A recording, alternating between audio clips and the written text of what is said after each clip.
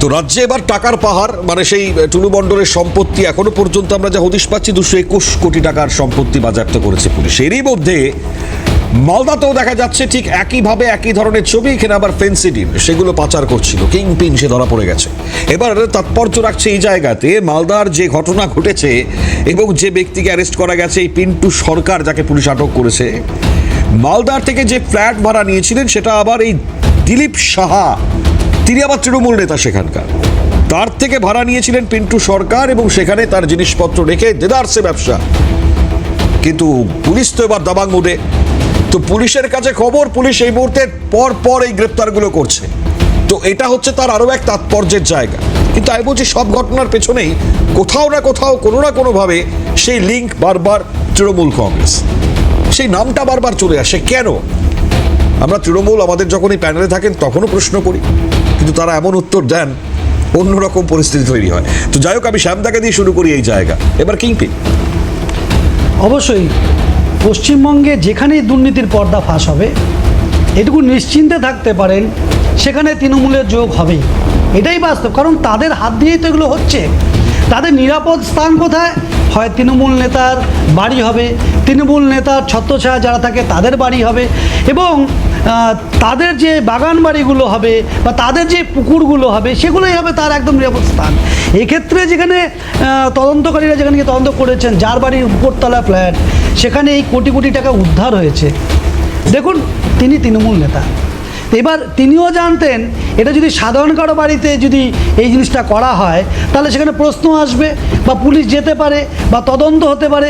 তিনিও ঠিক তৃণমূল নেতার বাড়িতেই নিয়েছেন যেখানে পুলিশ যেতে পারে না, পারমিশন নিতে হয়। তৃণমূল নেতাদের পারমিশন নিয়ে তবেই পুলিশ যেতে পারতো। তবে সরকার পরিবর্তন হয়েছে, এখন কারো পারমিশন নিতে হয় না, পুলিশ এখন যেখানে চাইবে তদন্তকারী সেখানে চলে যাবে। গুন্ডা দমন যে আইনটা রয়েছে, এই আইনটি প্রয়োগ হবে আস্তে আস্তে, দেখুন, এবং অনেক কিছু বেরোবে। এবং নিশ্চিন্তে থাকুন, এই বাংলা আর দুর্নীতিতে স্বর্গরাজ্য হবে না। যারা দুর্নীতিতে যুক্ত, এটা তাদেরকে ছাড়তেই হবে। দুর্নীতি যদি করতে হয় বাংলা ছাড়তে হবে, আর না হলে শুধরে যেতে হবে। ঠিক। শক্তিদার কি মনে হয়? না, দুর্নীতির সঙ্গে যুক্ত আমি তো প্রথমেই বলেছি যে গত 15 বছর ধরে তৃণমূল রাজনৈতিক দলের সর্বোচ্চ নেতৃত্ব, প্রশাসনের একটা অংশ এবং সমাজ বিরোধী, এরা মিলে একটা নেক্সাস তৈরি করেছিল।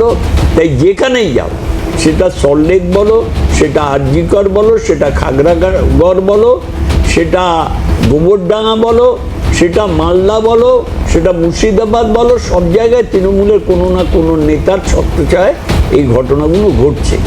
এখন ঘটনা হচ্ছে যে এই দুর্নীতিমুক্ত সমাজ গড়তে গিয়ে দেখতে হবে যে প্রকৃত অপরাধীরা তাদেরকে দৃষ্টান্তমূলক শাস্তি কীভাবে দেয়। আর গুন্ডা দমন আইন যেটা বলা হচ্ছে, গুন্ডা দমন আইন আগেও ছিল সরকারের।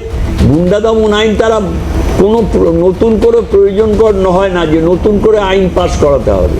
যে আজকে যদি প্রশাসন মনে করে যে আমি সবার রক্ষাকর্তা, সরকার এক জিনিস, রাজনৈতিক দলের নেতা এক জিনিস, যখন সে মুখ্যমন্ত্রীর দায়িত্ব গ্রহণ করে সে পশ্চিমবাংলার আপামর জনসাধারণের রক্ষাকর্তা।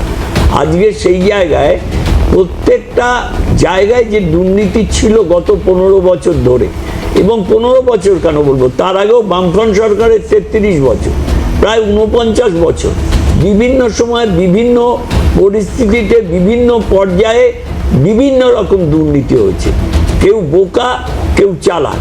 সেই দুর্নীতিগুলো ধরতে যদি প্রশাসন সঠিক পদক্ষেপ নেয় তাহলে অবশ্যই এটা সমর্থনযোগ্য।